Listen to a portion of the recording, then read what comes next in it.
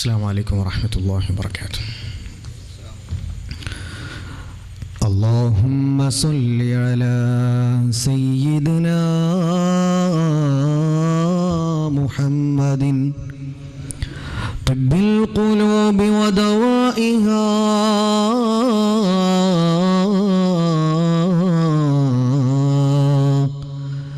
وعافية الأبدان وشفائها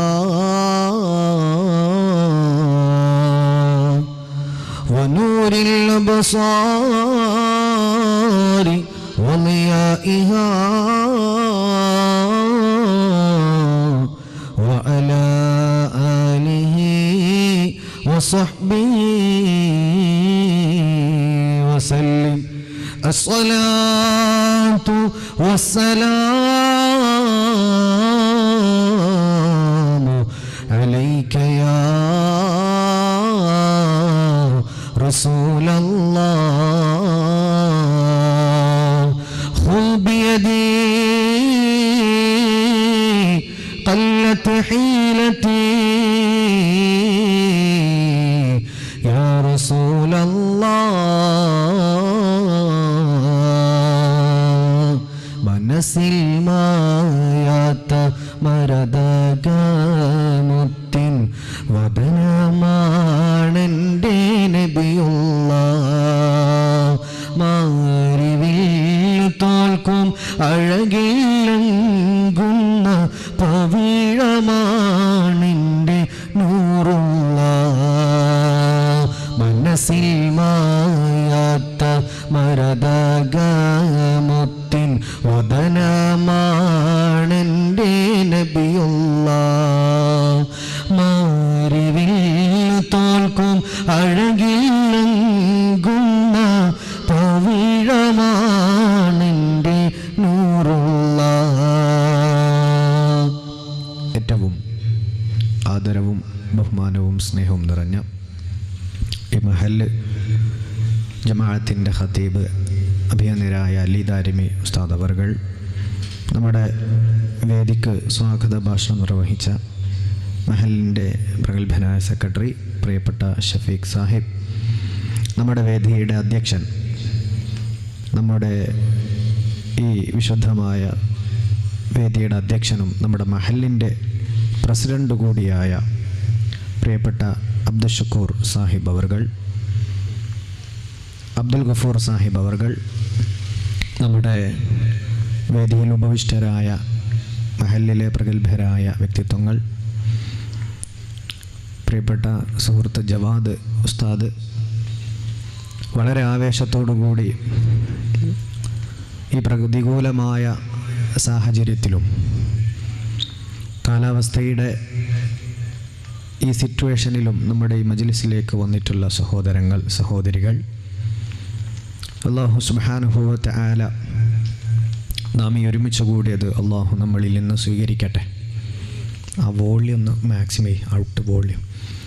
റസൂലുള്ളാഹി സ്വല്ലല്ലാഹു അലൈഹി വസല്ലമ തങ്ങളോടൊപ്പം സ്വർഗം ലഭിക്കുന്ന യഥാർത്ഥ വിശ്വാസികളിൽ അല്ലാഹു നമുക്കെല്ലാവർക്കും ഇടം നൽകി അനുഗ്രഹിക്കട്ടെ. വളരെ ശ്ലാഘനീയമായ, അഭിനന്ദിക്കപ്പെടുന്നൊരു വലിയ പ്രവർത്തനമാണ് ഇവിടെ മഹല്ല് ജമാഅത്ത് കമ്മിറ്റി ചെയ്തിട്ടുള്ളത്. നമ്മുടെ നാട്ടിൽ നിന്ന് SSLCയിലും +2വിനൊക്കെ ഉയർന്ന വിജയം നേടിയിട്ടുള്ള കുട്ടികളെ ആദരിക്കുന്നൊരു വലിയ ചടങ്ങ്. അവിടെ ആദരവ് ഏറ്റുവാങ്ങിയിട്ടുള്ള മുഴുവൻ മക്കൾക്കും അല്ലാഹു അവരുടെ പഠനത്തിൽ വലിയ ബറക്കത്ത് അല്ലാഹു നൽകട്ടെ. അതിൽ 3 കുട്ടികൾ മതപഠനത്തോടൊപ്പമാണ് ഫുൾ A+ നേടിയിട്ടുള്ളത്. അവർക്ക് അല്ലാഹു അവരുടെ ജീവിതത്തിൽ ദീനിനെയും മദ്രസയെയും മുറുകെ പിടിച്ചതിൻ്റെ ഫലമായി അപ്രതീക്ഷിതമായ വലിയ വിജയം അവർക്ക് അല്ലാഹു സുബ്ഹാനഹു വ തആല നൽകട്ടെ. ആമീൻ യാ റബ്ബൽ ആലമീൻ. സാധാരണ നേരത്തെ ഇവിടെ സൂചിപ്പിക്കപ്പെട്ട പോലെ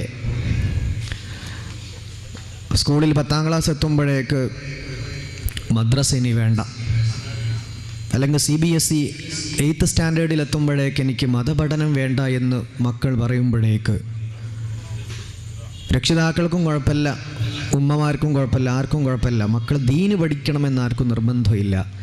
സ്കൂള് ഭൗതിക പഠനം അത് ട്യൂഷനായിട്ടും മറ്റു പലതരത്തിലും അത് മാത്രം ഫോക്കസ് ചെയ്യുന്ന ഒരു സിറ്റുവേഷൻ നമ്മുടെ സമുദായത്തിലുണ്ട് ഇപ്പം. പഴയ കാലത്തൊന്നും അങ്ങനെ ആയിരുന്നില്ല. അപ്പം അതിൻ്റെ വലിയ ദുരന്തം രക്ഷിതാക്കൾ ജീവിതകാലത്ത് തന്നെ അനുഭവിക്കേണ്ടി വരും. ഇതൊരു തമാശ സംഭവമല്ല. റസൂലുള്ളാഹി സ്വല്ലല്ലാഹു അലൈഹി വസല്ലം തങ്ങൾ പറഞ്ഞു, നിങ്ങൾ മക്കൾക്ക് ദീൻ പഠിപ്പിച്ചു കൊടുക്കണം. അത് വാപ്പൻ്റെയും ഉമ്മൻ്റെയും നിർബന്ധമായ കടമയാണ്. ഭൗതികമായിട്ട് പഠിപ്പിക്കേണ്ട എന്നല്ല, ഭൗതികം നന്നായിട്ട് പഠിപ്പിക്കണം. നമ്മുടെ പെൺകുട്ടികളൊക്കെ നല്ല രൂപത്തിൽ തന്നെ അവർക്ക് ഏറ്റവും അനുയോജ്യമായ കോഴ്സുകൾ, മെഡിക്കൽ കോഴ്സ് ആണെങ്കിൽ അങ്ങനെ MBBS, BDS, അതുപോലെ പാരാമെഡിക്കൽ കോഴ്സ് ഉണ്ട്, മറ്റു പ്രൊഫഷണൽ കോഴ്സുകളൊക്കെ ഉണ്ട്. അപ്പോൾ അതൊക്കെ പരമാവധി നമ്മൾ ആൺകുട്ടികളെയും പെൺകുട്ടികളൊക്കെ പഠിപ്പിക്കണം. അത് വേണ്ടെന്നല്ല ഞാൻ ഈ പറയുന്നത്. ഞാനും ഒരു നീറ്റ് അക്കാദമി നടത്തുന്നയാളാണ്. ഒരു 250-300ഓളം അവിടെ കുട്ടികൾ പഠിക്കുന്നതിൽ 265 കുട്ടികളും പെൺകുട്ടികളാണ്, ബാക്കി കുട്ടികളെ ആൺകുട്ടികളെ ഉള്ളവിടെ. അപ്പോൾ നമ്മുടെ സമുദായം ഭൗതിക വിദ്യാഭ്യാസത്തിന് വളരെ പ്രാധാന്യം കൊടുക്കുന്നുണ്ട്. പക്ഷേ മതപഠനത്തിന് വളരെ ഗൗരവം നഷ്ടപ്പെടാൻ നേരത്തെ ഇവിടെ സൂചിപ്പിക്കപ്പെട്ടതുകൊണ്ട് അതിൻ്റെ ഗൗരവം നിങ്ങൾ ഉണർത്തുകയാണ്. ഞാൻ പറഞ്ഞാൽ എനിക്കൊരു അക്കാദമി ഉണ്ട്, ഫുൾ മാർക്സ് ലേണിംഗ് അക്കാദമി. അവിടെ കഴിഞ്ഞ അധ്യയന വർഷത്തിൻ്റെ നീറ്റ് റിപ്പീറ്റേഴ്സ് ബാച്ചിൽ 60 സ്റ്റുഡൻ്റാണ് ഒരു ബാച്ചിൽ വന്നത്. അതിൽ 56 കുട്ടികൾ മുസ്ലിം കുട്ടികളാണ്, മുസ്ലിം പെൺകുട്ടികൾ. 4 കുട്ടികൾ മറ്റു മതത്തിൽപ്പെട്ട കുട്ടികളാണ്. അപ്പോൾ നമ്മുടെ ഇൻസ്റ്റിറ്റ്യൂട്ടിലെ തന്നെ ഏറ്റവും ടോപ്പ് നന്നായിട്ട് എക്സാമൊക്കെ നടത്തിയിട്ട് ഏറ്റവും ഹൈ ലെവൽ മാർക്ക് സ്കോർ ചെയ്ത 60 കുട്ടികളെ നമ്മൾ ഏറ്റവും ടോപ്പ് ബാച്ച്, സഫയർ ബാച്ച് എന്ന് പറഞ്ഞിട്ട് എക്സ്ട്രാക്റ്റ് ചെയ്തെടുത്തൊരു ബാച്ചാണത്. അപ്പോൾ അവിടേക്കുള്ള ഫസ്റ്റ് ക്ലാസ്സിന് വേണ്ടി ഞാൻ കയറി ചെന്നപ്പോൾ അതിൽ 56 കുട്ടികൾ മുസ്ലിം കുട്ടികളാണ്, മഫ്തയൊക്കെ കുത്തി നല്ല ഉഷാറായിട്ടിരിക്കുന്നത്. 4 കുട്ടികൾ മറ്റു മതത്തിൽപ്പെട്ട പെൺകുട്ടികളാണ്. അപ്പം മെജോറിറ്റി മുസ്ലിം കുട്ടികളായതുകൊണ്ട് ഞാൻ വെറുതെ ചോദിച്ചു. +2 കഴിഞ്ഞിട്ട് 1.25 ലക്ഷം രൂപ മുടക്കിയിട്ട് അവർ അവിടെ കോച്ചിങ്ങിന് വന്നതാണ്, റിപ്പീറ്റ് ചെയ്യാൻ വേണ്ടി, നീറ്റ് വേണ്ടി, അവരുടെ നീറ്റ് എക്സാമിനേഷന് വേണ്ടി. ഇതിൽ എത്ര പേര് ദീൻ പഠിച്ചിട്ടുണ്ടോ എന്ന് ചോദിച്ചു. വെറുതെ 56 മുസ്ലിം കുട്ടികളിൽ 56 കുട്ടികളും കൈപൊക്കി, സാറേ ഞങ്ങൾ ദീൻ പഠിച്ചിട്ടുണ്ട്. പിന്നെ ചോദിച്ചു എത്ര കുട്ടികൾ 10ാം ക്ലാസ് ഒരു സെക്കൻഡറി ലെവൽ ഒരു 10th വരെ മതം പഠിച്ചവർ എത്ര പേരുണ്ടെന്ന് ചോദിച്ചു. 5-6 പെൺകുട്ടികൾ കൈപൊക്കി, 5-6 പെൺകുട്ടികൾ. ഈ കുട്ടികൾ പറഞ്ഞു ഞങ്ങൾ 10ാം ക്ലാസ് വരെ കംപ്ലീറ്റ് ചെയ്തിട്ടുണ്ട്, അതിനുശേഷമാണ് പിന്നെ മതപഠനം സ്റ്റോപ്പ് ചെയ്ത്. ഞങ്ങളുടെ നാട്ടിൽ +1 +2 ഒന്നുമില്ല, 10ാം ക്ലാസ് വരെ ഞങ്ങൾ ഫിനിഷ് ചെയ്തിട്ടുണ്ട്. ബാക്കി അവിടെയുള്ള 50, 49, 50 ഒറ്റ ബാച്ചത്തെ കാര്യമാണ് ഈ പറയുന്നത്. കുട്ടികളും മതപഠനം 7 നിർത്തി, 6 നിർത്തി, 8 നിർത്തി, അല്ലെങ്കിൽ 9 നിർത്തി. അതിൽ ഭൂരിപക്ഷം കുട്ടികൾ 8ാം ക്ലാസ് 7ാം ക്ലാസ് കഴിഞ്ഞ് 8ാം ക്ലാസ് എത്തിയപ്പോഴേക്കും മദ്രസ നിർത്തിയവരാണ്. സ്കൂൾ അവർ 8ാം ക്ലാസ് പോയിട്ടുണ്ട്, 9 പോയിട്ടുണ്ട്, 10 പോയിട്ടുണ്ട്, +1 പോയിട്ടുണ്ട്, +2 പോയിട്ടുണ്ട്. MBBS, BDSന് വേണ്ടിയിട്ട് അവർ നാഷണൽ നീറ്റ് എൻട്രൻസ് എക്സാമിനേഷൻ എഴുതിയിട്ടുണ്ട്, കിട്ടിയില്ല. അതിൻ്റെ പേരിലാണ് റിപ്പീറ്റ് ചെയ്യാൻ വേണ്ടിയിട്ട് 1.25 ലക്ഷം രൂപ 7 മാസത്തെ കോച്ചിങ്ങിന് വേണ്ടി ചിലവാക്കിയിട്ട് ഇത്രയും കുട്ടികൾ, 300ഓളം കുട്ടികൾ. അതിലൊരു ബാച്ചത്തെ കാര്യമാണ് ഞാൻ ഈ പറഞ്ഞത്. ഈ 49-50 കുട്ടികളുടെയും രക്ഷിതാക്കൾ 1.25 ലക്ഷം രൂപ പേയ്മെൻറ്റ് ചെയ്ത് 7 മാസത്തെ, അവിടെ ഹോസ്റ്റലേഴ്സാണ്, അവിടെ നിന്ന് പഠിക്കുന്നതാണ്, അവിടെ വന്ന് മക്കളെ പഠിപ്പിക്കാൻ അവർക്ക് പൈസക്ക് കുഴപ്പമില്ല, ഒരു പ്രശ്നവുമില്ല. പക്ഷെ അള്ളാൻ്റെ ദീൻ 8 നിർത്തിയിട്ടുണ്ട്. ആ മക്കളെ കൊണ്ട് ദുനിയാവിലോ ആഖിറത്തിലോ യാതൊരു ഉപകാരവും കിട്ടാൻ പോകുന്നില്ല. ആയിരക്കണക്കിന് പേരുടെ അനുഭവമാണ് എൻ്റെ മുമ്പിലുണ്ട്. MBBS മകൾക്ക് വേണ്ടി 1 കോടി രൂപ ചെലവാക്കിയിട്ട് MBBS പഠിപ്പിച്ചു, ഡോക്ടറാക്കി. പിന്നെ MD എടുക്കാൻ വേണ്ടിയിട്ട് പിന്നെയും പൈസ ചെലവാക്കി MD എടുത്ത് നല്ലൊരു UK ബേസ്ഡ് ആയിട്ടുള്ള ഒരു പുതിയാപ്പിള, ഒരു ഡോക്ടർ പുതിയാപ്പിളനെ കൊണ്ട് മോളെ കല്യാണം കഴിപ്പിച്ച് അങ്ങനെ അവർ UK സെറ്റിൽഡായി. 1 കൊല്ലം കഴിഞ്ഞ് അവർ ദുബായിലേക്ക് ഷിഫ്റ്റ് ചെയ്തു. അങ്ങനെ ദുബായിൽ അടിച്ചു പൊളിച്ച് നല്ല ഹോസ്പിറ്റലിൽ ഭാര്യ ഭർത്താക്കന്മാർ. ഒരു അബ്ബാസ് ഹാജി ഉണ്ട്, അദ്ദേഹത്തിൻ്റെ മകളാണ്. അദ്ദേഹം എന്നോട് സങ്കടത്തോടെ പറഞ്ഞതാണ്, സുഖസുന്ദരായിട്ട് ജോലി ചെയ്യാൻ, ലക്ഷങ്ങൾ മാസവരുമാനം. അപ്പോഴാണ് അബ്ബാസ് ഹാജിയുടെ ഭാര്യക്ക് സ്ട്രോക്ക് വന്ന് ഹോസ്പിറ്റലിലാവുന്നത്. അപ്പോൾ അബ്ബാസ് ഹാജിക്ക് ഒറ്റ മോളേ ഉള്ളൂ, ഡോക്ടറായിട്ടുള്ള ഈ മോൾ ഗൾഫിലാണ്, പിന്നെ ഒരു മോനാണുള്ളത്. സ്വാഭാവികമാണ്, ഒരു പെണ്ണ് ഹോസ്പിറ്റലിൽ സ്ട്രോക്ക് വന്ന് കിടക്കുമ്പോൾ ഏതാളാണെങ്കിലും ഒരു മകളുടെ, ഒരു ലേഡിയുടെ സഹായം ഏതൊരു പെണ്ണിന് അത്യാവശ്യമായിരിക്കും. അപ്പോൾ അബ്ബാസ് ഹാജി മകളെ ദുബായിൽ ഹോസ്പിറ്റലിൽ വർക്ക് ചെയ്യുന്ന ഡോക്ടറായ മോളെ വിളിച്ചു, പൊന്നാര മോളെ, ഉമ്മ 3 മാസത്തോളം ഇവിടെ ഫിസിയോതെറാപ്പിയും പല പരിപാടികളുമായിട്ട് ഡോക്ടർ ഇവിടെ നിൽക്കണമെന്ന് പറഞ്ഞിട്ടുണ്ട്, അതുകൊണ്ട് മോളൊന്ന് ലീവ് എടുത്ത് നാട്ടിലേക്ക് വരണം. മകള് വാപ്പയോട് പറഞ്ഞു, ഉപ്പ ഈ സമയത്ത് എനിക്ക് ലീവ് എടുക്കാൻ പറ്റൂല, കാരണം MNC മൾട്ടിനാഷണൽ കമ്പനികളിൽ വലിയ വലിയ ഹോസ്പിറ്റലിലൊക്കെ അവിടെ ഒരു പ്രൊമോഷൻ ടൈം ഉണ്ടാകും. അവരുടെ പെർഫോമൻസ് അവർ കാൽക്കുലേറ്റ് ചെയ്തിട്ടാണ് അടുത്ത ലെവലിലേക്ക് അവരുടെ സാലറി ഇൻക്രിമെൻ്റ് ഉണ്ടാവുക. ഈ മോള് വാപ്പനോട് പറഞ്ഞു, ഉപ്പ ഇപ്പം ഞങ്ങളുടെ ഈ ചെക്കിംഗ് ടൈമാണ്, ഞങ്ങളുടെ പെർഫോമൻസ് അവർ വാല്യൂ ചെയ്യുന്ന ആ ഒരു എക്സാമിനേഷൻ ടൈമാണിപ്പോൾ, നാട്ടിലേക്ക് വരാൻ ഇപ്പോൾ പറ്റൂല. ആ 3 മാസത്തിനിടക്ക് അബ്ബാസ് ഹാജി പറയാണ്, എൻ്റെ ഭാര്യ മരണപ്പെട്ടു പോയി, ഹോസ്പിറ്റലിൽ നിന്ന് ഒരു അറ്റാക്ക് കൂടെ വന്ന് ഉമ്മ മരണപ്പെട്ടു പോയി, ഇയാളുടെ ഭാര്യ ഡോക്ടറുടെ ഉമ്മ മരിച്ചുപോയി. 1 കോടി രൂപ ചിലവാക്കിയിട്ടാണ് മോൾ MBBS പഠിപ്പിച്ചത്. അബ്ബാസ് ഖാനോട് പറയാണ്, ഉസ്താദെ, ജോർജിയയിലോ ഉസ്ബെക്കിസ്ഥാനിലോ മോൾ MBBSന് വിട്ടിരുന്നെങ്കിൽ 25 ലക്ഷം 30 ലക്ഷം രൂപക്കുള്ളിൽ പരിപാടി ഫുള്ള്, ഹോസ്റ്റലും ട്യൂഷൻ ഫീയും എല്ലാം നമുക്ക് ഒരു 30 ലക്ഷത്തിനുള്ളിൽ MBBS നമുക്ക് കൊടുക്കാമായിരുന്നു. പക്ഷേ എൻ്റെ ഭാര്യ, ഓളെ ഉമ്മയാണ് പറഞ്ഞത്, നമുക്ക് ഒറ്റ മോളല്ലേ ഉള്ളൂ, വിദേശത്തൊക്കെ MBBS എടുക്കണം, 6 കൊല്ലം അവിടെ ഇൻവെസ്റ്റ് ചെയ്യണം, അവിടെ പോയി നിൽക്കണം, 6 കൊല്ലം മോളെ പിരിഞ്ഞിരിക്കാൻ എനിക്ക് പറ്റൂല, അതുകൊണ്ട് നമുക്ക് നാട്ടിൽ തന്നെ മോളെ പഠിപ്പിക്കാം. അങ്ങനെ മംഗലാപുരം ദേർലഘട്ടയിൽ മംഗലാപുരത്ത് ഒരു ഏനപ്പോയ മെഡിക്കൽ കോളേജ് ഉണ്ട്, അവിടെ 1 കോടി രൂപയ്ക്കടുത്ത് കൊടുത്തിട്ട് ഇവരെന്ത് ചെയ്തു, സുബ്ഹാനല്ലാഹ്, മോൾ MBBSും പഠിപ്പിച്ചു. കോടിക്കണക്കിന് രൂപ ചിലവാക്കിയിട്ടാണ് മോളെ പഠിപ്പിച്ച. അതേ മോള് ഗൾഫിൽ സെറ്റിലായി ഉഷാറായിട്ട് സന്തോഷത്തോടെ ജീവിക്കുന്നു. ഉമ്മാക്ക് സ്ട്രോക്ക് വന്ന്, പൊന്നാര മോളെ 1-2 മാസം 3 മാസം ലീവ് എടുത്തൊന്ന് നാട്ടിലേക്ക് വാ, ഉമ്മാൻ്റെ അടുത്തേക്ക് മോള് വന്നില്ല. ആ സമയത്ത് ഉമ്മ മരിച്ചും പോയി. ഞാനൊരു സമയത്ത് കാസർഗോഡ് ജില്ലയിൽ വാലിന് പോയിട്ട് ഈ സബ്ജക്റ്റുകളൊക്കെ മാതാപിതാക്കളുമായിട്ടുള്ള ബന്ധപ്പെട്ട കാര്യങ്ങളൊക്കെ ഇങ്ങനെ പറഞ്ഞപ്പോൾ വാല് കഴിഞ്ഞിട്ട് ഈ സഹബ്ബാസ് എന്ന സഹോദരൻ പൊട്ടിക്കരഞ്ഞ് എൻ്റെ മുമ്പിൽ വന്ന് പറഞ്ഞ സംഭവം ഞാൻ വെറുതെ ചോദിച്ചു, നിങ്ങൾ മോക്ക് അള്ളാൻ്റെ ദീൻ പഠിപ്പിച്ചു കൊടുത്തിട്ടില്ലേ? വാപ്പയും ഉമ്മയാണ് ഏറ്റവും വലുത്, ഉമ്മാനെ വാപ്പാനെ അനുസരിച്ചെങ്കിലേ ജീവിത വിജയമുള്ളൂ, വാപ്പയും ഉമ്മയാണ് ഏറ്റവും വലുത്, അത് നിങ്ങൾ മോക്ക് പഠിപ്പിച്ചു കൊടുത്തിട്ടില്ലേ, ദീൻ പഠിപ്പിച്ചിട്ടില്ലേ എന്ന് ചോദിച്ചു. അപ്പോഴാണ് അബ്ബാസ് ഖാനോട് പറഞ്ഞു, ഉസ്താദെ, CBSE ആയിരുന്നു, 7ാം ക്ലാസ് തുടക്കം വരെ മദ്രസയിൽ വിട്ടിട്ടുണ്ട്, 6ാം ക്ലാസ് ഫുള്ള് മദ്രസയിൽ പഠനം വെച്ചിട്ടുണ്ട്, 7 സ്റ്റാർട്ട് ചെയ്തപ്പോഴേക്ക് നമ്മൾ സ്റ്റോപ്പ് ചെയ്തിട്ടുണ്ട്. അക്കാലത്ത് അങ്ങനെയായിരുന്നു, ഒരു ബുദ്ധിമോശം സംഭവിച്ചു പോയി.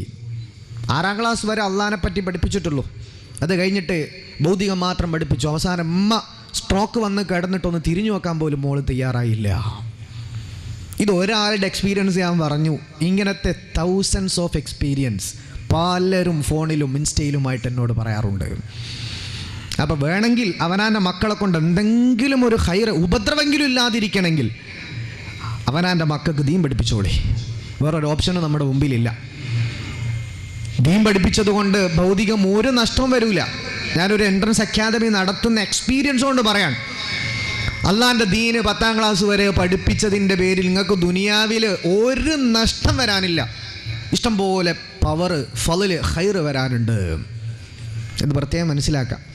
8ാം ക്ലാസ് എന്നൊക്കെ മദ്രസ ഒഴിവാക്കി ചിലപ്പോൾ 10ൽ A+ ഒക്കെ കിട്ടും, +2ലും ചിലപ്പോൾ A+ ഒക്കെ കിട്ടും.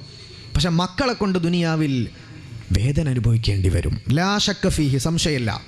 സംഭവിച്ചു പോയാലൊക്കെ ഒന്ന് തൗബ ചെയ്തേക്ക്. പൊന്നാര മോൾ 7-8 മദ്രസ നിർത്തി, വാപ്പയും ഉമ്മയും പരാതിയൊന്നും പറഞ്ഞില്ല, മോളെ ഡിഗ്രി വരെ ഭൗതികം പഠിപ്പിച്ചിട്ടുണ്ട്. അതിൻ്റെ അർത്ഥം എന്താ? അള്ളാൻ ഒരൊറ്റ തട്ട് ദുനിയാവിനെ നമ്മൾ നന്നായിട്ട് പ്രൊമോട്ട് ചെയ്തു. അള്ളാഹു വെറുതെ വിടാൻ പോകുന്നില്ല.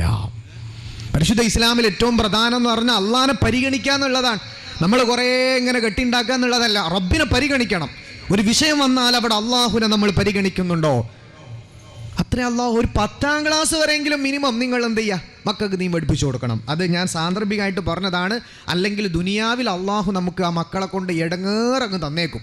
ഏതെങ്കിലും കോലത്തിൽ താൽക്കാലികമായിട്ട് രസങ്ങളൊക്കെ ഉണ്ടായേക്കാം, പിന്നീട് മക്കൾ കാരണം സങ്കടപ്പെടേണ്ടി വരും. സംഭവിച്ചു പോയൊരു തൗബയിലേക്ക് അവനവൻ്റെ മക്കൾ 7 8 മദ്രസ നിർത്തൽ അള്ളാഹുവിനോട് ചെയ്യുന്ന മഹാ അപരാധമാണ്, നന്ദികേടാണ് എന്ന് പ്രത്യേകം മനസ്സിലാക്കാം. 7 8 മക്കൾ പറയും. സുബ്ഹാനല്ലാഹ്, ഞാനും കോളേജ് പഠിക്കുന്ന സമയത്തൊക്കെ പലതവണ നിർത്തി പോന്നിട്ടുണ്ട് വീട്ടിലേക്ക്. വാപ്പാര് നിർബന്ധിച്ച് അങ്ങ് പറഞ്ഞേക്കും, ഇവിടെ നിൽക്കണ്ട, പോയിക്കോ, ദീൻ പഠിക്കുന്ന പറഞ്ഞ് ഓടിക്കലാണ്. 8 7 മക്കൾ പറയും, പൊന്നാരമ്മ രാവിലെ തന്നെ കഷ്ടപ്പെട്ട് ഓടാനാകുന്നില്ല, സ്കൂള് ഒരുപാട് ഭാരമാണ്, 10th ഇഷ്ടം പോലെ പഠിക്കാനുണ്ട്. മഅദല്ലാഹ്, അങ്ങനത്തെ ഒരു SSLC ഫുൾ A+ കിട്ടിയത് കൊണ്ട് പരലോകത്തേക്കോ ദുനിയാവിലോ യാതൊരു ഉപയോഗവും അതുകൊണ്ട് അള്ളാഹു തരാതെ അള്ളാഹു നമ്മളെ പരീക്ഷിക്കും. വളരെ സിമ്പിളായിട്ട് മനസ്സിലാക്കിയാൽ മതി. നമ്മൾ എത്ര സർട്ടിഫിക്കേഷൻ ഉണ്ടെങ്കിലും അതുകൊണ്ട് ഉപയോഗം ഉണ്ടാക്കുന്നവൻ അള്ളാഹുവാണ്. +2 full A+, degree full A+, എല്ലാം നല്ല ഹൈ ലെവൽ സ്കോർ കിട്ടി. അങ്ങനെ നിൽക്കുന്ന സമയത്ത് പെട്ടെന്നാണ് ഒരു ആക്സിഡൻറ്റ് പറ്റി കയ്യും കാലും മുറിഞ്ഞ് വീട്ടിൽ കിടക്കേണ്ടി വന്നു. എത്ര പേര് അങ്ങനെ അനുഭവിക്കുന്നുണ്ട്? അപ്പൊ ദുനിയാവിൽ ഖൈറും ബറക്കത്തൊക്കെ തരേണ്ടവൻ അള്ളയാണ്. ആ അള്ളാനെ നമ്മൾ ഒരു കാലം കൊണ്ട് തട്ടിയാൽ പിന്നെ പണി കിട്ടും. അത്രയേ ഉള്ളൂ. ഈ വിഷയത്തിൽ കൂടുതൽ ചർച്ചക്കോ അല്ലെങ്കിൽ എക്സ്പെരിമെന്റ്സ് പറഞ്ഞിങ്ങനെ പേടിപ്പിക്കേണ്ട ആവശ്യമൊന്നുമില്ല. അള്ളാഹുനെ നമ്മളൊരു കാലം കൊണ്ട് തട്ടിയാൽ അള്ളാഹിൻ്റെ അടുത്തുനിന്ന് പണി കിട്ടും. അത്രയേ ഉള്ളൂ. അതുകൊണ്ട് വേണമെങ്കിൽ അവനാൻ്റെ മക്കൾക്കൊക്കെ ഖൈറും ബറക്കത്തുള്ള നല്ലൊരു ജീവിതമൊക്കെയാണ് ഉദ്ദേശമെങ്കിൽ മിനിമം അള്ളാഹുവിൻ്റെ ദീന് ഒരു 10 വരെ എങ്കിലും നിർബന്ധമായി. ഇവിടെ +2 ഉണ്ട്, ആ +2 വരെ നിങ്ങൾ മക്കൾക്ക് ദീൻ പഠിപ്പിച്ചോ. അതുകൊണ്ട് ഒരു നഷ്ടവും വരാനില്ല.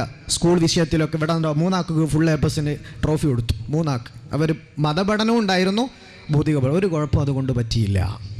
ഇനി ഇൻ കേസ് ഭൗതിക പഠനത്തിന് കുഴപ്പം പറ്റൂന്ന് വെക്കുക, അങ്ങനെയാണെങ്കിലും ദുനിയാവിൻ്റെ പഠനത്തിന് അള്ളാഹിൻ്റെ ദീൻ ഒഴിവാക്കാൻ പാടുണ്ടോ? ഒരു നിലക്കും പാടില്ല.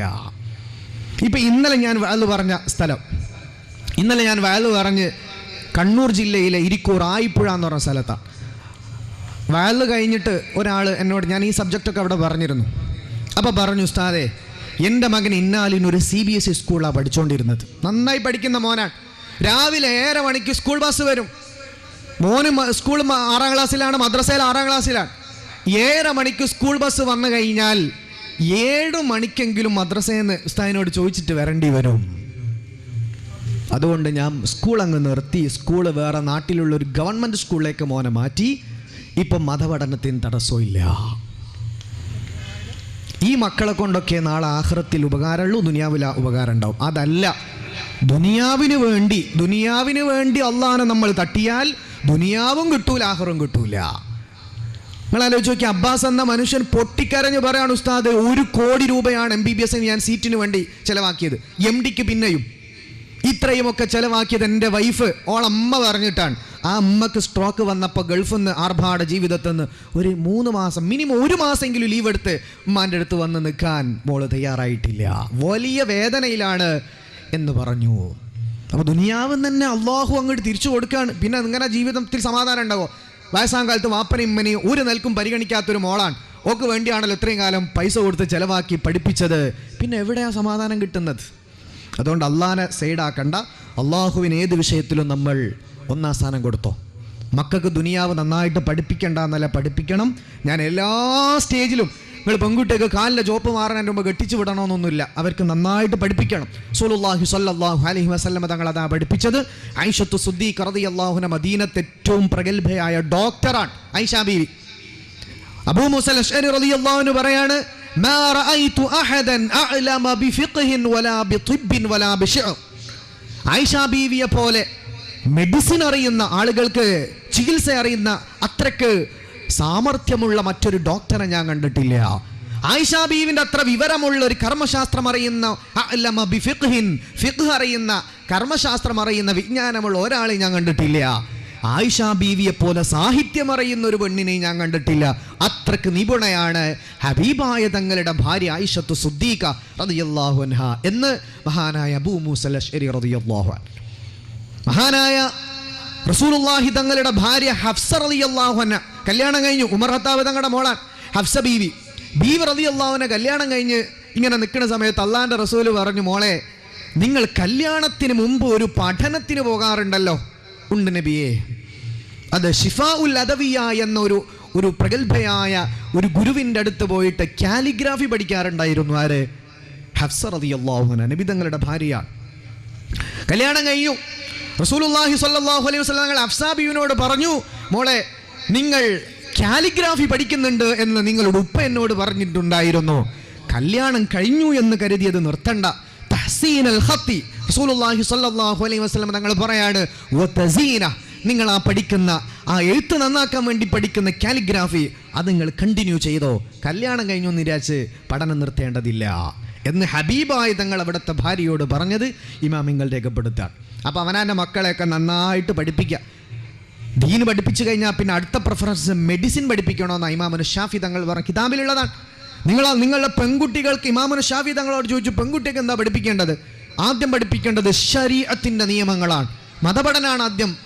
അത് പഠിപ്പിച്ചാൽ പിന്നെ നിങ്ങൾക്ക് പഠിപ്പിക്കണമെന്ന് തോന്നിയാൽ നിങ്ങളുടെ പെൺകുട്ടികൾക്ക് നിങ്ങൾ പഠിപ്പിക്കേണ്ടത് ഇൽമു തിബ്ബ്, മെഡിസിനാണ് എന്ന് മഹാനായ ഇമാമുന ഷാഫി റളിയല്ലാഹു അൻഹു. അപ്പോൾ പെൺകുട്ടികളൊക്കെ ഉണ്ടെങ്കിൽ, നന്നായി മിടുക്കരാണെങ്കിൽ അവരെ ഏതെങ്കിലും ഒരു മെഡിക്കൽ കോഴ്സ്, അത് ധാരാളം മെഡിക്കൽ കോഴ്സുകളുണ്ട്, അതിലേതെങ്കിലുമൊക്കെ ഇസ്ലാമിക ചിട്ടയോടെ പഠിപ്പിക്കണം. അത് വലിയ ഖൈറുള്ള കാര്യമാണ്. അല്ലാഹു സുബ്ഹാനഹു വ തആല തൗഫീഖ് നൽകി അനുഗ്രഹിക്കട്ടെ. ആമീൻ യാ റബ്ബൽ ആലമീൻ. ഇനി നമ്മൾ നമ്മുടെ സബ്ജക്റ്റിലേക്ക് കടക്കാം. ഇൻഷാ അല്ലാഹ് 1.5 മണിക്കൂർ കൊണ്ട് ഞാൻ വൈൻഡപ്പ് ചെയ്യും. അല്ലാഹു സുബ്ഹാനഹു വ തആല നല്ലതുപോലെ പറയാനും നല്ലതുപോലെ കേൾക്കാനും നമുക്ക് അല്ലാഹു തൗഫീഖ് തരട്ടെ. ആമീൻ യാ റബ്ബൽ ആലമീൻ. റസൂലുള്ളാഹി സ്വല്ലല്ലാഹു അലൈഹി വസല്ലം തങ്ങളുടെ ആ വീട്, കുടുംബം എന്ന വിഷയമാണ് നമ്മളിവിടെ ചർച്ച ചെയ്യുന്നത്. റബീഉൽ അവ്വലാണ്. അപ്പോൾ സ്വാഭാവികമായി പുണ്യ നബി സല്ലല്ലാഹു അലൈഹി വസല്ലം തങ്ങളെ സംബന്ധിച്ച്, ഹബീബിൻ്റെ പെരുമാറ്റങ്ങളെ സംബന്ധിച്ചുകൊണ്ടൊക്കെയാണ് പഠിക്കേണ്ടത്. റസൂലുള്ളാഹി സ്വല്ലല്ലാഹു അലൈഹി വസല്ലം തങ്ങൾ അവിടുത്തെ വീട്ടിൻ്റെ ഉള്ളിൽ എങ്ങനെയായിരുന്നു? കുറച്ചും കൂടെ ഔട്ട് തുറന്നേ, ഫുള്ള് തുറക്ക്. നല്ല മൈക്കാണ്, കുഴപ്പമൊന്നുമില്ല. റസൂലുള്ളാഹി സ്വല്ലല്ലാഹു അലൈഹി വസല്ലം തങ്ങൾ അവിടുത്തെ വീട്ടുകാരികളോട് സ്വഭാവം എങ്ങനെയായിരുന്നു? അതാണ് നമ്മൾ ഇന്ന് പഠിക്കാൻ വേണ്ടി പോകുന്നത്. പുണ്യ ഹബീബ് സല്ലല്ലാഹു അലൈഹി വസല്ലം തങ്ങളുടെ സ്വഭാവം. ഹബീബായ സല്ലല്ലാഹു അലൈഹി വസല്ലം തങ്ങൾ ഒരിക്കൽ സ്വഹാബത്തിനോട് പറയുന്നുണ്ട്, സ്വഹാബാ, ഹബീബായ സല്ലല്ലാഹു അലൈഹി വസല്ലം തങ്ങൾ പറയാണ്, നിങ്ങളിലേറ്റവും നല്ലവര് അതാരെന്നറിയുമോ? വഖിയാറുക്കും, നിങ്ങളിലേറ്റവും നല്ലവര് ഖിയാറുക്കും ലിനിസാഇഹിം, അവനവന്റെ വീട്ടില് ആരൊക്കെയാണോ ഏറ്റവും നല്ല പോലെ പെരുമാറുന്നത്, ജീവിത പങ്കാളിയോട് നല്ല പോലെ പെരുമാറുന്നത്, വീട്ടിൽ നല്ല മാന്യമായി പെരുമാറുന്നത് അവരാണ്. ഹബീബായ തങ്ങൾ പറയാണ്, ഇന്നമാ ബുഇസ്തു ലിഉതമ്മിമാ മകാരിമൽ അഖ്ലാഖ്, ഈ ഭൂമിയിലേക്ക് ഞാൻ വന്നത് ലിഉതമ്മിമാ, നല്ല സ്വഭാവത്തിന്റെ മകാരിമൽ അഖ്ലാഖ്, ഏറ്റവും നല്ല സ്വഭാവം അത് പൂർത്തീകരിക്കാനാണ്. ഹബീബുനാ മുഹമ്മദ് മുസ്തഫ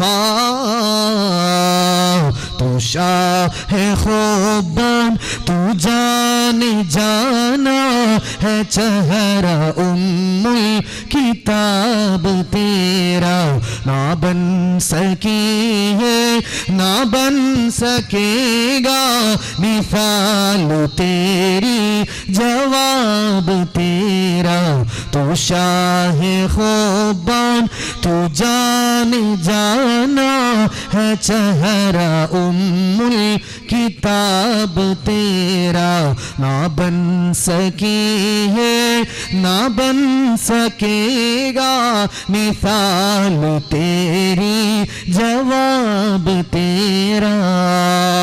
ഈ ഭൂമിയിലേക്ക് എന്നെ അല്ലാഹു പറഞ്ഞയച്ചത് ലിയുതമ്മിമാ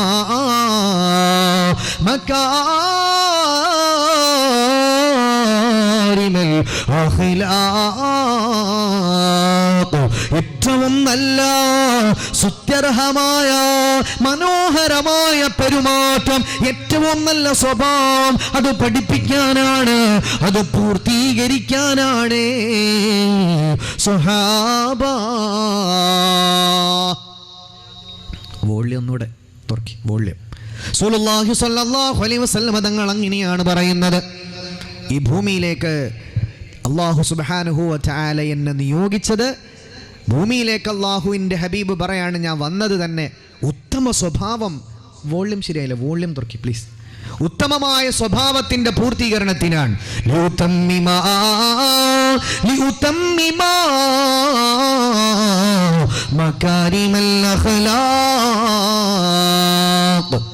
ഏറ്റവും നല്ല സ്വഭാവം അത് പൂർത്തീകരിക്കാനാണ്. അപ്പൊ റസൂലുള്ളാഹി തങ്ങൾ ഭൂമിയിലേക്ക് വന്നത് സ്വഭാവം നന്നാക്കാനാണ് ഏറ്റവും പ്രധാനം. തൗഹീദ് പഠിപ്പിച്ചാൽ ഹബീബായ തങ്ങൾ ഏറ്റവും പ്രാധാന്യം കൊടുത്തത് ആളുകളുടെ സ്വഭാവം പഠിപ്പിച്ചു കൊടുക്കാനാണ്. സ്വഹാബത്തെ, ആ സ്വഹാബകളോട് നബി തങ്ങൾ പറയാണ്, പെരുമാറ്റം സ്വഭാവത്തിൽ ഏറ്റവും നല്ലത് അക്മലുൽ മുഅ്മിനീന ഈമാനൻ, ഈമാൻ ഏറ്റവും ഉള്ളവര്, ഈമാൻ പൂർത്തിയായവര്, അഹ്സനുഹും ഖുലുഖാ, അവര് നല്ല സ്വഭാവമുള്ളവരാണ്. നിങ്ങളിൽ ഏറ്റവും അധികം ഈമാൻ ഉള്ളവർ അഹ്സനുഹും ഖുലുഖാ, നല്ല സ്വഭാവമുള്ളവരാണ്. ഈ സ്വഭാവം ഏറ്റവും നന്നായി പ്രകടിപ്പിക്കേണ്ടത് നാട്ടുകാർ മുമ്പിലാണോ, അല്ലെങ്കിൽ സുഹൃത്തുക്കളുടെ മുന്നിലാണോ, അല്ലെങ്കിൽ അങ്ങാടിയിലാണോ? റസൂലുള്ളാഹി സ്വല്ലല്ലാഹു അലൈഹി വസല്ലം തങ്ങൾ പറഞ്ഞത് ആ ഹദീസിന്റെ പുറകെ ഇമാം തുർമുദി റളിയല്ലാഹു അൻഹു ഉദ്ധരിക്കുകയാണ്, വഖിയാറുകും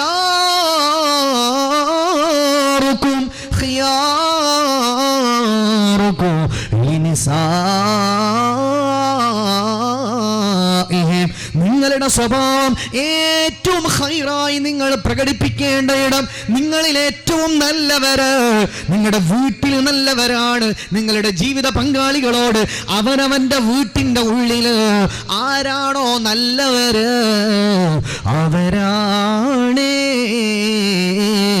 ഹബീബുന മുഹമ്മദ് മുസ്തഫ, മുസ്തഫ മുഹമ്മദേ മുബശ്ശിറേ മുജീബരേ മുർഷിദായ രാജസയ്യിദേ മുർതല മുഖയ്യദേ മുമജ്ജദേ മുജീബരേ മുർഷിദായ രാജസയ്യിദേ അൽ അമീനു യാ അൽ ഹബീബു യാ അസ്സലാത്തു വസ്സലാമു യാ അൽ അമീനു യാ അൽ ഹബീബു യാ. സ്വഭാവം ഓനെപ്പോലത്തെ ഒരു നല്ലൊരാൾ വേറെ ഉണ്ടാവൂല. പൊന്നാരുസ്താദെ, എൻ്റെ കുടുംബക്കാരുടെ പെരുമാറ്റം കണ്ടാൽ ഓളെപ്പോലെ ഒരു നല്ല ദുനിയാവിൽ വേറണ്ട. ബെഡ്റൂമിലെത്തിയാൽ, അടുക്കളയിലെത്തിക്കഴിഞ്ഞാൽ പിന്നെ കീരിയെപ്പോലെ. പൊന്നാരുസ്താദെ, എൻ്റെ ഭർത്താവിന് ആൾക്കാരുടെ അല്ലെങ്കിൽ പബ്ലിക്കിൽ, ആൾക്കാരുടെ മുമ്പിൽ, ഫാമിലിയിൽ, കുടുംബത്തിൽ, മറ്റിടങ്ങളിൽ ഭയങ്കര മാന്യനാണ് ആള്. പക്ഷെ വീട്ടിലെത്തിക്കഴിഞ്ഞാലോ സുബ്ഹാനല്ലാഹ് ഭൂതം പോലെയാണ്. ഈ സ്വഭാവം നമ്മുടെ വീടുകളിൽ നമ്മൾ പരസ്പരം പ്രകടിപ്പിക്കാറുണ്ടോ? ഇവിടെയാണ് നമ്മുടെ സബ്ജക്റ്റ് തുടങ്ങുന്നത്. റസൂലുള്ളാഹി സ്വല്ലല്ലാഹു അലൈഹി വസല്ലം ജന്മദിനത്തിൽ വഅദ് പറഞ്ഞല്ലോ, അങ്ങ് പറഞ്ഞ് കുറേ മഹത്വം പറഞ്ഞ് ഇങ്ങനെ അങ്ങ് പോയി. നമ്മൾ പലതും കേട്ടിട്ടുണ്ട്. പക്ഷെ നമ്മുടെ ജീവിതത്തിലേക്കൊന്നും കൊണ്ടുവന്നിട്ടില്ലെങ്കിൽ ഇത്രയും കഷ്ടപ്പെട്ട് പന്തലൊക്കെ ഇട്ട് വഅദ് നടത്തിയോണ്ട് പ്രത്യേകിച്ച് കാര്യമൊന്നുമില്ല. അതുകൊണ്ട് സംതിങ് നമ്മുടെ ലൈഫിലേക്ക് നമുക്ക് എന്തെങ്കിലും കൊണ്ടുവരാൻ പറ്റണം. അതിനാണ് പുണ്യ നബി സ്വല്ലല്ലാഹു അലൈഹി വസല്ലം തങ്ങളുടെ വീട് എന്ന സബ്ജക്റ്റിലേക്ക് നമ്മൾ കടക്കുന്നത്. ഹബീബ് എങ്ങനെയായിരുന്നു? ഹബീബിൻ്റെ വീട്ടു ജീവിതം എങ്ങനെയൊക്കെ ആയിരുന്നു? മിക്ക ദിവസങ്ങളിലും ദാരിദ്ര്യമാണ്, ഭയങ്കരമായ ദാരിദ്ര്യത്തിൻ്റെ സിറ്റുവേഷനാണ് റസൂലുള്ളാഹി സ്വല്ലല്ലാഹു അലൈഹി വസല്ലം തങ്ങൾക്ക് ഉണ്ടായത്. പക്ഷേ വീട്ടിൻ്റെ ഉള്ളിൽ ഭയങ്കര സമാധാനമാണ്. നമുക്ക് വലിയ വീടുണ്ട്, സമാധാനമില്ല. അറ്റാച്ച്ഡ് ബാത്റൂമുകൾ ഇഷ്ടം പോലെ ഉണ്ട്, വീട്ടിൽ 4 എണ്ണം, സമാധാനമില്ല. നമുക്ക് നല്ല കിച്ചണുകളുണ്ട്, നല്ല അടുക്കളയുണ്ട്, നല്ല സെറ്റിങ്സ് എല്ലാം നമ്മുടെ വീടുകളിലുണ്ട്, നല്ല കാർ പോർച്ചുണ്ട്, അല്ലേ? ഒരുപാട് ആൾക്കാർക്ക് താമസിക്കാൻ പറ്റുന്ന സൗകര്യം നമ്മൾ 3-4 ആൾക്കാർ താമസിക്കുന്നു. വലിയ സൗഭാഗ്യമുള്ള തന്നിട്ടുണ്ട്. പക്ഷെ വീട്ടിൻ്റെ ഉള്ളിൽ സമാധാനമില്ല. എന്തുകൊണ്ടാണിത്? ഇത് മിക്ക ആളുകളും പറയുന്നതാണ്, ഉസ്താദെ വീടുണ്ട്, ഉണ്ട്, കാറുണ്ട്, ഉണ്ട്, എല്ലാം ഉണ്ട്, സമാധാനമല്ല. ഒരു മെൻ്റൽ ഡിപ്രഷനാണ് എപ്പോഴും ഉള്ളത്. മനസ്സിലൊരു റാഹ കിട്ടുന്നില്ല. മിക്ക ആളുകളും പറയുന്നത്, ആണും പെണ്ണൊക്കെ പറയാൻ തുടങ്ങി. സുബ്ഹാനല്ലാഹ്, ഒരു കാലത്ത് ആണുങ്ങളെയും പറയൽ, ഇപ്പോൾ പെണ്ണുങ്ങളും പറയാൻ തുടങ്ങി, ഞാൻ ഉസ്താദെ ഡിപ്രഷനാണ്, ഞാൻ ഡിപ്രഷനിലേക്ക് പോയിക്കൊണ്ടിരിക്കുകയാണ്. കഴിഞ്ഞ 1 വീക്ക് മാത്രം കേരളത്തിൽ 5 പെൺകുട്ടികൾ ആത്മഹത്യ ചെയ്തത്. 5 പെൺകുട്ടികൾ, മുസ്ലിം പെൺകുട്ടികൾ. ആലോചിച്ച് നോക്കി. ഇന്നലെ മിനിയാന്ന്, അതിൻ്റെ തലേന്ന് ഒരു പെൺകുട്ടി സുഹൃത്തിൻ്റെ ഫ്ലാറ്റിൽ പോയിട്ട്, സുഹൃത്തിൻ്റെ വീട്ടിൽ പോയിട്ടാണ് ആത്മഹത്യ ചെയ്തത്. പഠിക്കാൻ വിട്ടതാണ്, ഉന്നത വിദ്യാഭ്യാസത്തിന് മംഗലാപുരത്തോ ബാംഗ്ലൂരോ ഏതോ പരിസരത്തേക്ക് മോളെ ലോൺ എടുത്തിട്ട് മാതാപിതാക്കൾ അയച്ചതാണ്. പഠിക്കാൻ വിട്ട മോൾ എങ്ങനെ കാമുകൻ്റെ വീട്ടിലെത്തി. സുബ്ഹാനല്ലാഹ്. കാമുകൻ്റെ വീട്ടിൽ പോയിട്ട് ആത്മഹത്യ ചെയ്തു. അതുമായി ബന്ധപ്പെട്ട ആളുകൾ പല ദുരൂഹതയും പറയുന്നു. അല്ലാഹു അലം.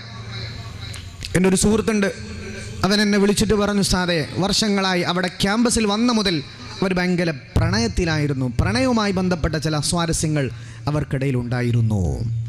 ഈ പെൺകുട്ടി നല്ല മിടുക്കിയായിരുന്നു, പക്ഷേ പിന്നീട് പഠനത്തിലൊക്കെ ഭയങ്കരമായി പുറകിലേക്ക് പോകേണ്ടി വന്നു എന്ന് ഒരാൾ പറയുകയുണ്ടായി. അപ്പം ഇങ്ങനെയാണ് മനുഷ്യൻ്റെ സിറ്റുവേഷൻ. ഡിപ്രഷനാണ്, പ്രശ്നങ്ങളാണ്, പ്രതിസന്ധികളാണ്. എത്രയെത്ര ആത്മഹത്യകൾ. കഴിഞ്ഞ കുറഞ്ഞ സമയത്ത് ആത്മഹത്യയാണ് ഞാൻ പറഞ്ഞത്, 5 ആത്മഹത്യ. കഴിഞ്ഞ ഒരു കൊല്ലം കേരളത്തിൽ 100 കണക്കിന് ആത്മഹത്യകളാണ്. പഴയ കാലത്തൊന്നും മുസ്ലിം സമുദായത്തിന് ആത്മഹത്യയിൽ നമ്മൾ കേൾക്കാറില്ല, ആരും ഉണ്ടാകലില്ലായിരുന്നു.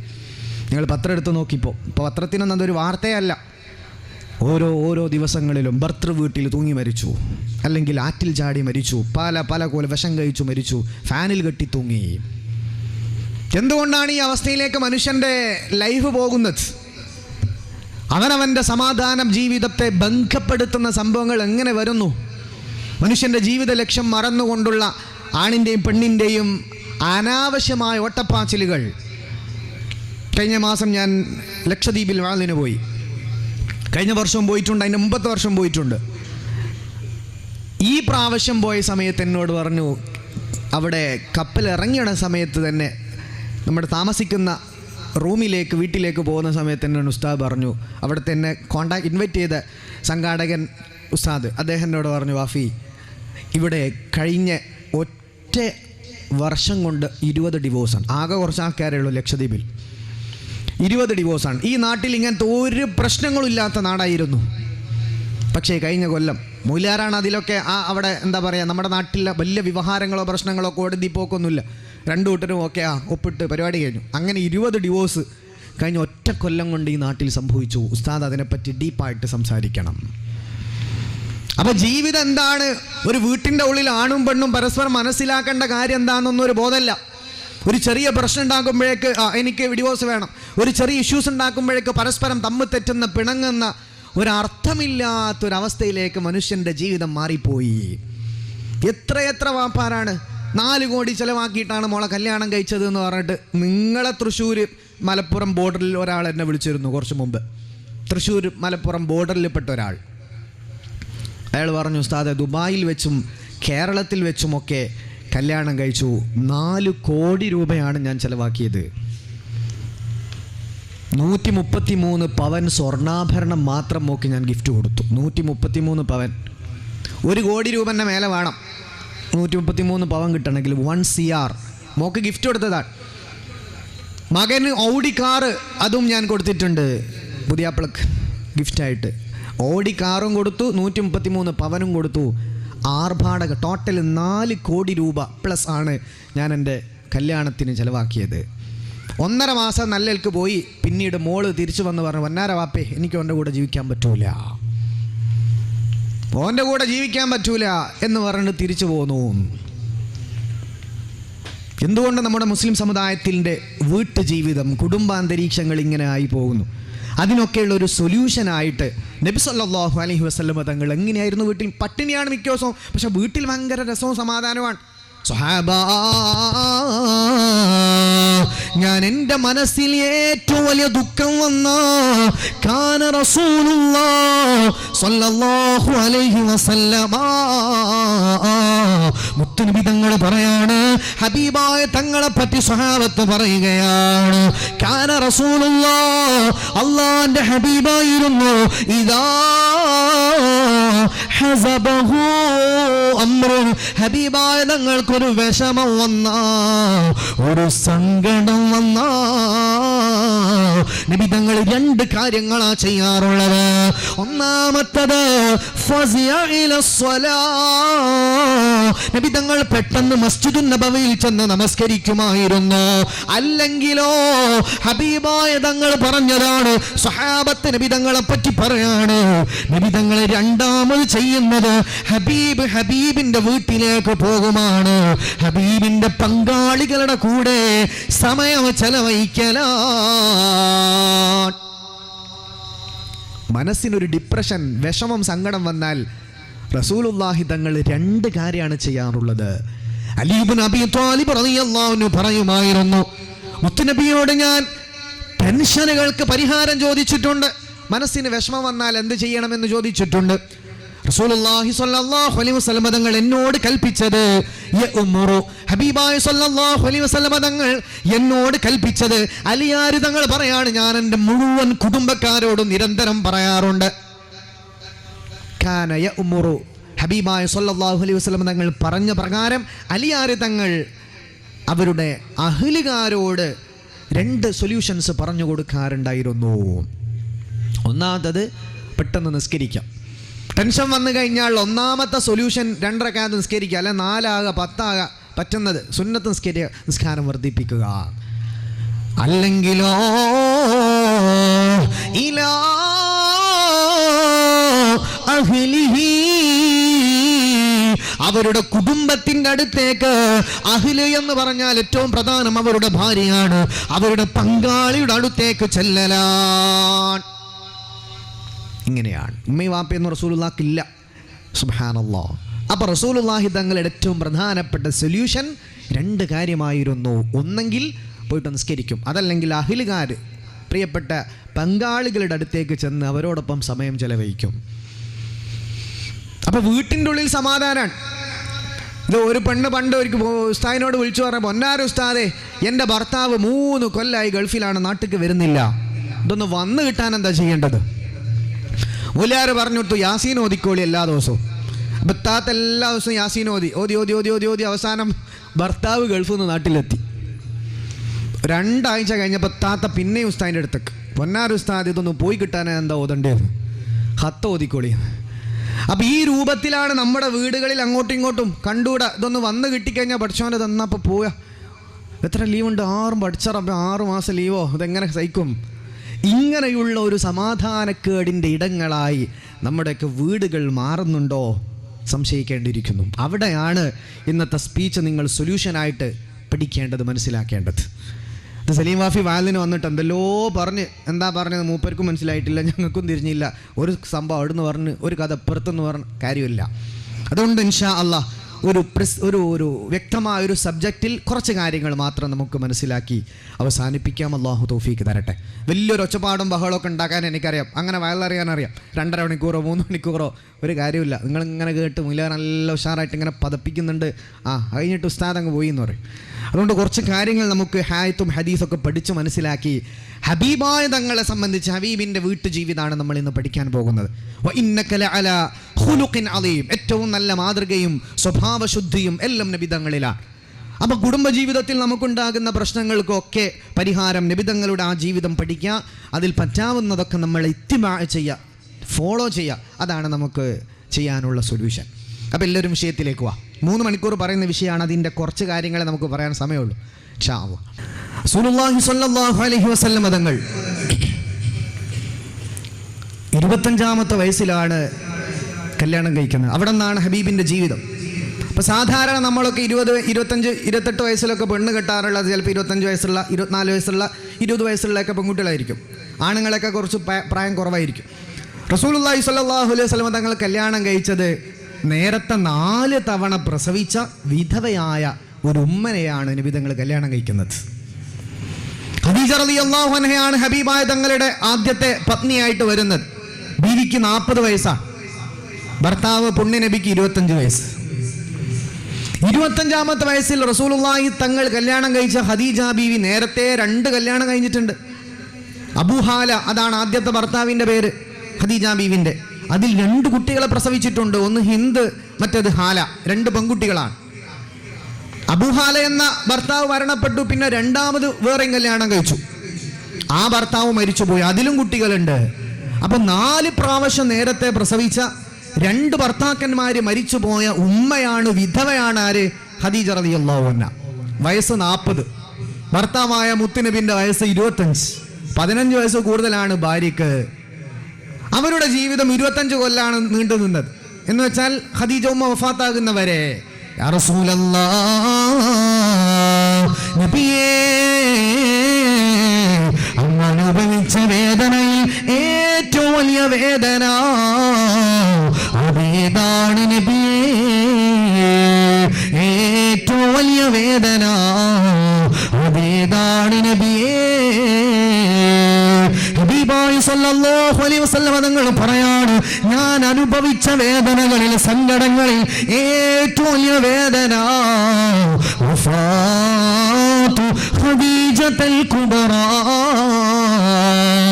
എന്റെ ഭാര്യയായിരുന്ന ഖദീജ ബീവിയുടെ വഫാത്താണ്. ഞാൻ അനുഭവിച്ച വേദനകളിൽ ഏറ്റവും വലിയ സങ്കടം എന്റെ ഭാര്യ മരിച്ചപ്പോഴാണ്. വഫാത്തു ഖദീജ, ഖദീജ ബീവിയുടെ വഫാത്താണ്. ഹരാ ഗുംബദ് जो देखोगे ज़माना भूल जाओगे, अगर तैबा को जाओगे तो आना भूल जाओगे. മദീനയിലൊന്നു പോയിടണം, മനസ്സ് തുറന്നു കരഞ്ഞിടണം, പതിയെ സലാമു ചൊല്ലിടണം, പരിച്ചൻ കൽബു നൽകിടണം.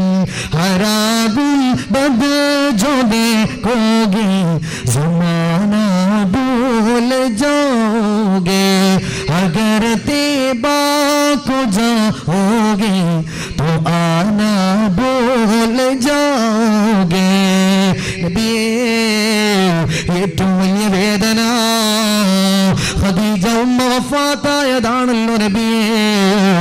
എങ്ങനെയായിരുന്നു അവരോടൊപ്പമുള്ള ജീവിതം?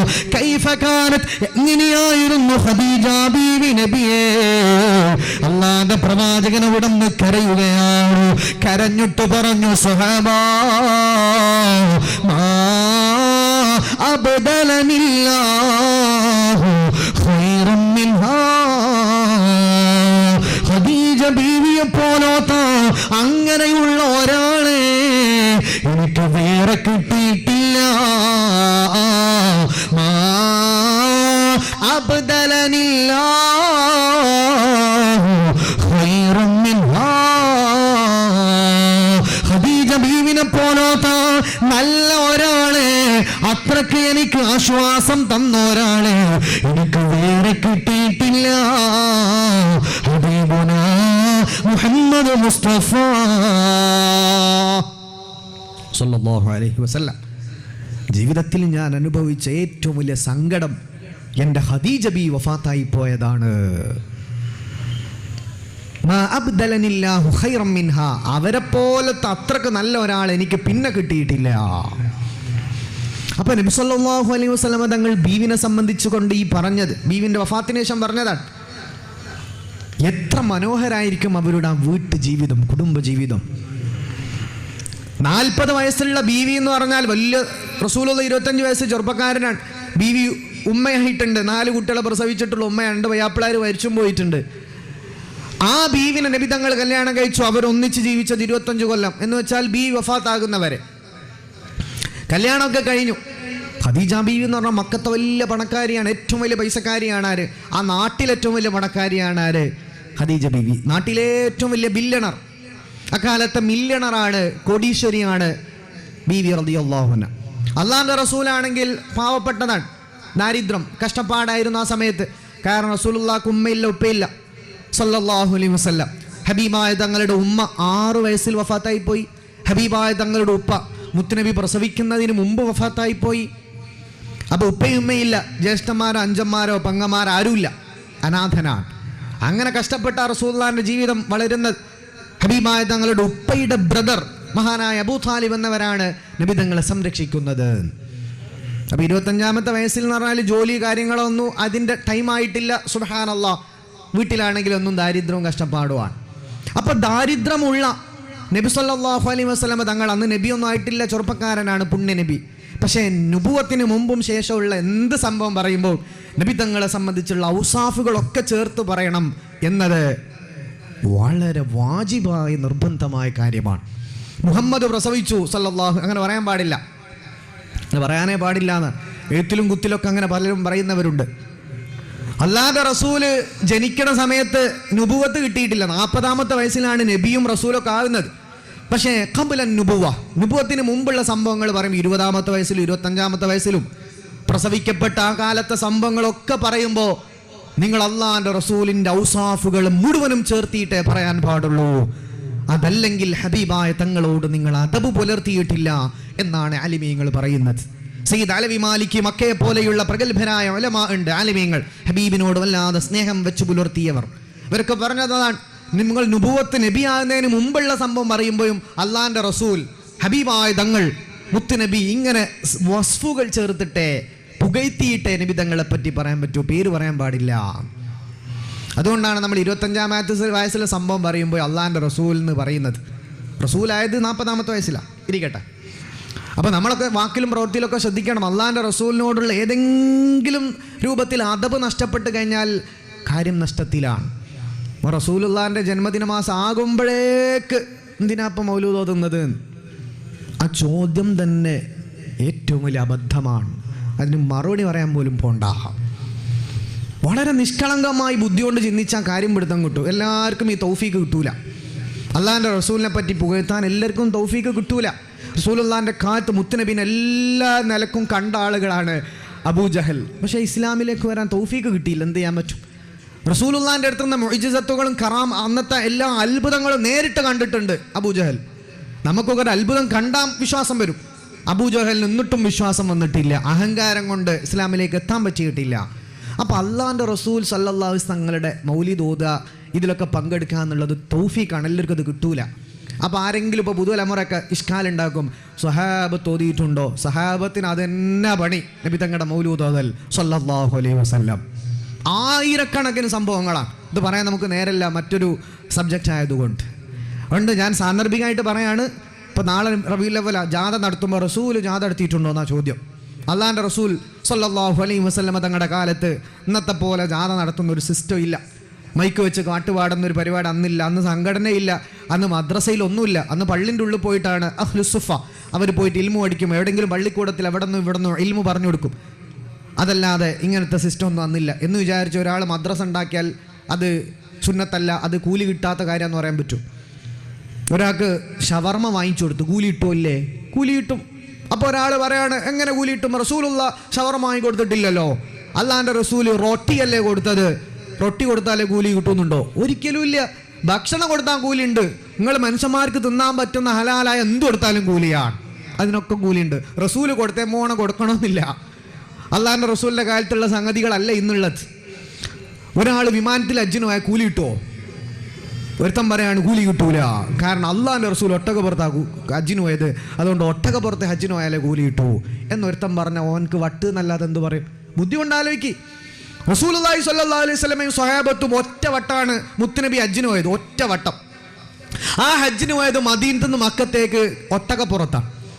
ആയിഷ ബീവിണ്ട്, ഹഫ്സ ബീവിണ്ട്, സഫിയ ബീവിണ്ട്, നബിതങ്ങൾ 9 ബീവിമാരുണ്ട്, നബിതങ്ങളുണ്ട്. എല്ലാവരും ഒന്നിച്ചാണ് ഹജ്ജിന് പോയത് ഒട്ടകപ്പുറത്ത്. എന്ന് കരുതിയിട്ട് നമ്മൾ ഒരാൾ ഫ്ലൈറ്റിൽ ഹജ്ജിന് പോകുന്ന സമയത്ത് പറ്റൂല, റസൂലുള്ള പോയ പോലെ പോകണം എന്ന് പറഞ്ഞാൽ അതിൻ്റെ അർത്ഥം എന്താ? ഓനക്ക് വട്ട്. അള്ളാഹിന്റെ റസൂലിന്റെ കാലത്ത് ഇതേ പോണം മൗലിദ് റാലിയോ അല്ലെങ്കിൽ സ്റ്റേജ് കെട്ടി പരിപാടിയോ നബിദിനെങ്ങനും കഴിച്ചിട്ടില്ല, അതുകൊണ്ട് നബിദിനം കഴിക്കാൻ പറ്റൂല. അവനക്ക് വട്ട്.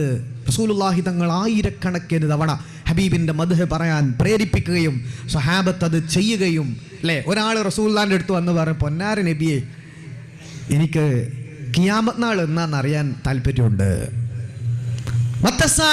അള്ളാഹിന്റെ റസൂൽ എപ്പോഴാണ് ഖിയാമത്ത് നാൾ? മോനെ,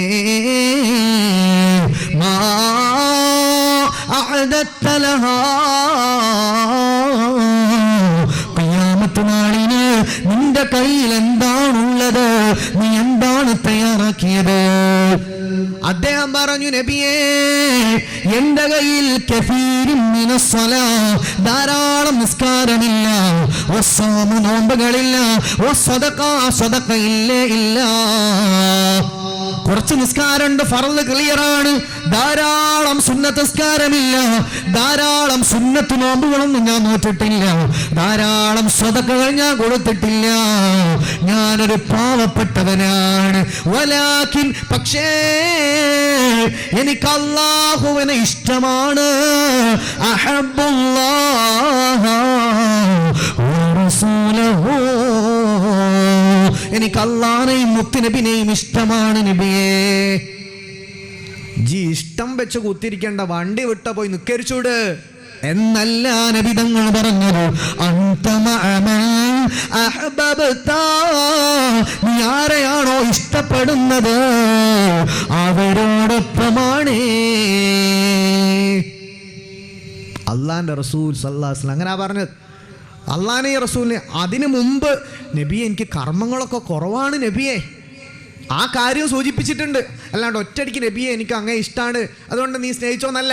നബിയെ എനിക്ക് കർമ്മങ്ങൾ കുറവാണ്, പക്ഷെ എനിക്ക് റസൂലെ അങ്ങ് ഭയങ്കര ഇഷ്ടമാണ്. നബി തങ്ങൾ പറഞ്ഞു അന്തമാണ് ഇഷ്ടപ്പെടുന്നവന്റെ കൂടെയാണ്. അപ്പോൾ ഒരാളോട് ഇഷ്ടമുണ്ടെങ്കിൽ അയാളെ പുകഴ്ത്തും, പാട്ടുപാടും, സന്തോഷം പ്രകടിപ്പിക്കും, ചോറുണ്ടാക്കി കൊടുക്കും, അങ്ങോട്ടും ഇങ്ങോട്ടും മുട്ടായി കൊടുക്കും, സന്തോഷം. അത് മനുഷ്യന്റെ പ്രകൃത. ഒരാൾ പറയണം എനിക്ക് അയാളെ ഭയങ്കര ഇഷ്ടമാണ്, ചിലരൊക്കെ പറയും എനിക്ക് എൻ്റെ ഓളെ ഭയങ്കര ഇഷ്ടമാണ്, ഉണ്ടായാലോളെയും കൂട്ടി ഒരു യാത്രയും പോകില്ല, ഓക്കൊരു നല്ല ഗിഫ്റ്റും കൊടുത്തിട്ടുണ്ടാവില്ല, ഒരു ഒലക്കയും ചെയ്തിട്ടുണ്ടാവില്ല, എന്നിട്ടും പറയും എനിക്ക് ഭയങ്കര ഇഷ്ടമാണ്. കാര്യമില്ല, പ്രകടിപ്പിക്കാത്ത സ്നേഹം കൊണ്ട് ഉപയോഗമില്ല എന്ന് അല്ലാഹുവിന്റെ റസൂൽ എന്നെ പറഞ്ഞിട്ടുണ്ട്. നിങ്ങൾക്ക് ഒരാളെ ഇഷ്ടമാണെങ്കിൽ അവരോടത് പറയുകയും ആ ഇഷ്ടം നിങ്ങൾ പ്രകടിപ്പിക്കുകയും നിങ്ങൾ അവർക്ക് സമ്മാനങ്ങൾ കൊടുക്കുകയും ചെയ്യണമെന്ന് മുഹമ്മദ് റസൂലുള്ളാഹി സ്വല്ലല്ലാഹു അലൈഹി വസല്ലം. അപ്പോൾ ഒരാൾക്ക് ഒരാളെ ഇഷ്ടം എന്ന് വെച്ചാൽ കാമുകൻ്റെ കഥ അല്ല ഈ പറഞ്ഞത്. ഭാര്യ ഭർത്താക്കന്മാർക്കിടയിലുള്ള, വാപ്പക്കും മക്കൾക്കും ഇടയിലുള്ള, സഹോദരി സഹോദരന്മാർക്കിടയിലുള്ള ഹലാലായ സ്നേഹത്തെ പറ്റിയാണ് ഈ പറഞ്ഞത്. അപ്പോൾ ഒരാൾക്ക് ഒരാൾ ഇഷ്ടമുണ്ടെങ്കിൽ സ്വാഭാവികമാണ് അവരെ പറ്റി നല്ലത് പറയും, സ്നേഹിക്കും, അവരെ ആശ്വസിപ്പിക്കും, അവരെ കൂടെ നിൽക്കും, അവരെ മൊമെൻസുകളൊക്കെ നമ്മൾ സെലിബ്രേറ്റ് ചെയ്യും, എൻ്റർടൈൻ ചെയ്യും, ഇതൊക്കെ ചെയ്യും. അള്ളാഹിൻ്റെ റസൂലിൻ്റെ ജന്മദിനാണ്. നമ്മൾ ഈ റബീഉൽ അവ്വലിൽ കുട്ടികളെ പാട്ട് പരിപാടി, ഇല്ല ഇന്നലെ ഇവിടെ പൂർവ്വ വിദ്യാർത്ഥികളെ കലാപരിപാടി, നാളെ നമ്മുടെ മക്കൾ, എന്ത് രസമാണിത്, എല്ലാവരും ഒരുമിച്ച് കൂടി പാട്ട് പാടുന്നു, മുത്തുനബി തങ്ങളെപ്പറ്റി കുറേ മദ്ഹ് പറയുന്നത് കേൾക്കുന്നു, ആസ്വദിക്കുന്നു. ഇതൊന്നും പറ്റൂല. അങ്ങനെ ഒരു കൂട്ടർ പറയുകയാണെങ്കിൽ എന്താ അതിൻ്റെ അർത്ഥം മുഅ്മിനീങ്ങളെ? വേറൊരു കാര്യം കൂടെ പറഞ്ഞാൽ അത് വൈൻഡപ്പ് ചെയ്യാം. അള്ളാഹിൻ്റെ റസൂലിൻ്റെ ജന്മദിനം പറ്റൂല എന്ന് പറയുന്ന ആളുകളാണ് അവർ. അത് മാത്രമല്ല പറയുന്നത്, വാപ്പ മരിച്ച ഞങ്ങൾ വാപ്പാക്ക് യാസീൻ ഓതണ്ട, ദിക്റല്ലാണ്ട് സ്വലാത്തൽ ഒന്നും ചെല്ലണ്ട, വാപ്പാനെ പൊതിഞ്ഞ് കുളിപ്പിച്ച് ഒറ്റ കുഴിച്ചിടലും കിട്ടാൽ മതി എന്നാണ് അവർ പറയുന്നത്. അപ്പം നിങ്ങൾ ആലോചിച്ച് നോക്കി, അവർക്ക് ആശയത്തിന് കുഴപ്പമുണ്ടെന്ന് അതിന്ന് മനസ്സിലാക്കിയൂടെ? നിങ്ങളെ വാപ്പ നിങ്ങൾ മരിച്ചു കഴിഞ്ഞാൽ നിങ്ങളെ മക്കളെല്ലാവരും കൂടി കുളിപ്പിച്ച് പൊതിഞ്ഞിട്ടോ ഏതെങ്കിലും ഖബറിൽ കൊണ്ടുപോയിട്ട് മണ്ണ് മാന്തിയിട്ട് കുഴിച്ച് മൂടി തിരിച്ചു പോകുന്നു. അവിടേക്കും പോകില്ല, ഖബറിലേക്കും തിരിഞ്ഞു നോക്കൂല, ദിക്റുമില്ല, ദുആഇല്ല, ഒന്നുമില്ല. ഈ ആടിനെ അല്ലെങ്കിൽ കാക്ക ചത്തു കഴിഞ്ഞാൽ, ഏതെങ്കിലും ജീവികൾ ചത്തുപോയാൽ അതിനെ കൊണ്ട് കുഴിച്ചു മൂടുന്ന പോലെ കുഴിച്ചു മൂടിയാൽ മതി എന്നാണ് നബിദിനം കഴിക്കണ്ട എന്ന് പറയുന്നവർ പറയുന്നത്. നിങ്ങൾ ബദ്ർ മൗലൂദ് ഓതണ്ട, റമളാൻ ബൈനൈൻ നിങ്ങളൊന്നും ചെയ്യണ്ട, നിങ്ങൾ മുഹ്യിദ്ദീൻ ശൈഖിനെ പറ്റി നല്ലത് പറയണ്ട, നിങ്ങൾ റാത്തീബ് കഴിക്കണ്ട, നിങ്ങൾ മൗലൂദ് കഴിക്കണ്ട, നിങ്ങൾ ഒന്നും ചെല്ലണ്ട, നിങ്ങൾ വാപ്പ മരിച്ചങ്ങളെ കൊണ്ടുപോയി കുഴിച്ചിട്ടാൽ മതി. ഇങ്ങനെ പറയുന്ന ആളുകൾക്ക് കുഴപ്പമുണ്ട് എന്ന് ചിന്തിക്കാൻ ഗുജറാത്തിലോ അമേരിക്കയിലോ പോയി പഠിക്കേണ്ട ആവശ്യമില്ല, ബുദ്ധി കൊണ്ട് ചിന്തിച്ചാൽ മതി. അള്ളാഹിൻ്റെ റസൂലിൻ്റെ ജന്മദിനം വേണ്ട എന്ന് പറയുന്ന പോലെ നിങ്ങൾ എന്നല്ലേ പറയുന്നത്, വാപ്പ മരിച്ച യാസീനും വേണ്ട, ദിക്റും വേണ്ട, ഒന്നും വേണ്ട, കൊണ്ടുപോയി കുഴിച്ചു മൂടി എന്ന് പറയുന്നവരാണ് മൗലൂദും വേണ്ട എന്ന് പറയുന്നത്. അവർക്ക് അത് കുഴപ്പമുണ്ട്, അവർക്ക് പ്രത്യേകമായിട്ട് പ്രശ്നമുണ്ട്. അല്ലാഹ് ഹിദായത്ത് കൊടുക്കട്ടെ, അത്ര പറഞ്ഞാൽ മതി, വേറെ സംശയത്തിനൊന്നും പോണ്ട. എന്തിനാ മോനെ നബിദിനം കഴിക്കുന്നതും, സൗദിയിൽ നബിദിനല്ലല്ലോ, സ്വഹാബത്ത് കഴിച്ചിട്ടില്ലല്ലോ എന്നൊക്കെ വലിയ വർത്താനം പറയും. അപ്പം മറുപടിക്ക് പോലും പോണ്ട. എനിക്ക് അള്ളാഹിൻ്റെ റസൂലിന് ഇഷ്ടമാണ്, എൻ്റെ റസൂലുള്ളാഹിൻ്റെ ജന്മദിനം ഞാൻ ഓതും, ഞാൻ മൗലൂദ് ഓതും, ഞാൻ റാലിലും പങ്കെടുക്കും, ഞാൻ മൗലൂദിൻ്റെ ആസ്വാദന സദസ്സിലും വരും, ഞാൻ അവിടെ സ്വതക്കയും കൊടുക്കും, ഞാൻ അത് കൊണ്ടാടും, ഞാൻ അന്നത്തെ ചോറും തിന്നും, ആ ചോറിന് വേണ്ടിയിട്ട് അതിനുള്ള ബാക്കി സെറ്റപ്പ് പരിപാടിയും ചെയ്യും, എല്ലാം ചെയ്യും. നിങ്ങൾ വേണേ ചെയ്തോ എന്ന് പറഞ്ഞാൽ മതി. നാളെ അള്ളാഹുവിൻ്റെ പരലോകത്ത് നമുക്കിതിന് കൂലി തരട്ടെ.